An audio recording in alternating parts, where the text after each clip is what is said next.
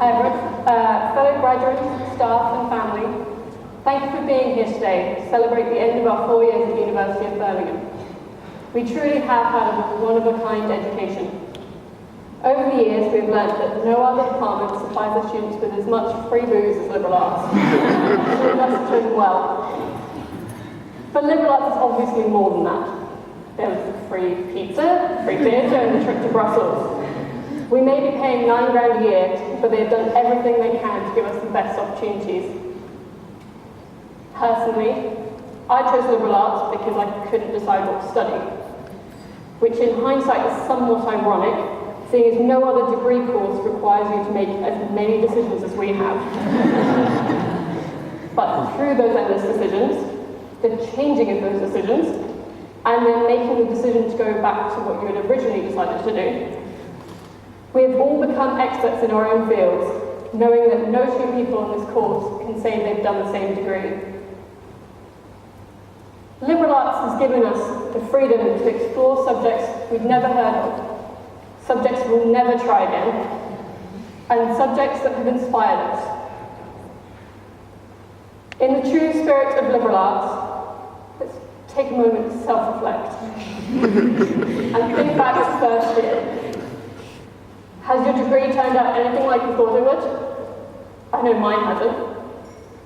I thought I'd be majoring in maths, but ended up after 2 other changes with a major in theology. I'm guessing Emily didn't think she'd be majoring in music, or Tom in geography either. Adele in the first year wanted to major in law, and after the admin team made it a possibility for her, went and changed her major a year later.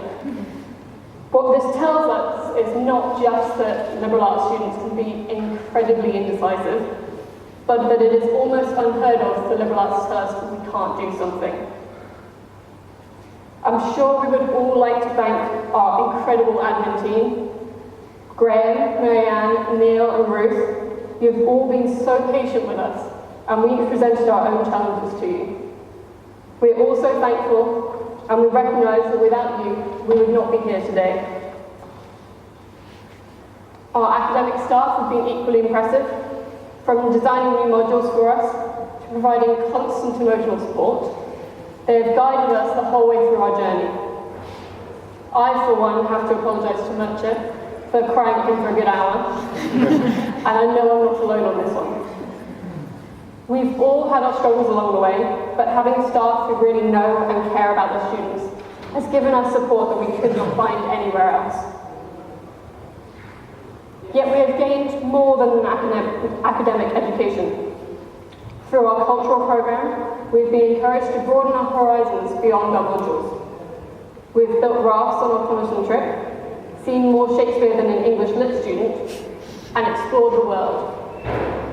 It's hard to list the places that the liberal arts students have explored, because there are just that many of them.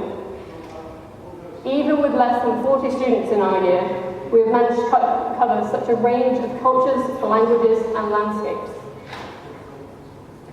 To say that we went on a compulsory year abroad is pretty deceiving. Yes, technically we did have to go. But even though some may have seen it as a daunting prospect, many of us went on to have incredible experiences, and in many ways it has become the highlight of our degrees. No offense to Birmingham.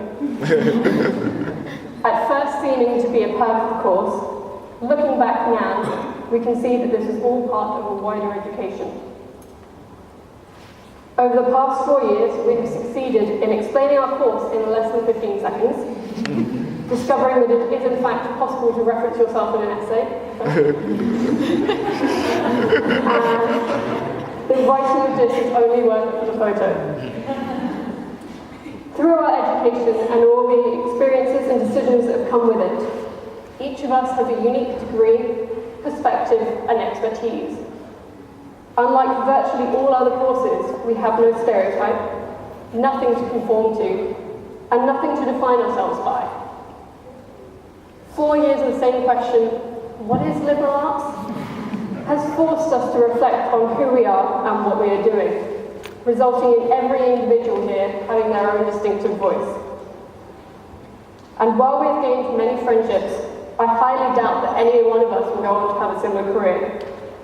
Everyone is already heading in different directions, whether it's driving to Mongolia, or teaching in Germany, joining a grad scheme at KPMG, or a startup in London, or studying for a master's in Bristol or France. The possibilities are endless. In the words of Dr. Seuss, you have brains in your head, you have feet in your shoes.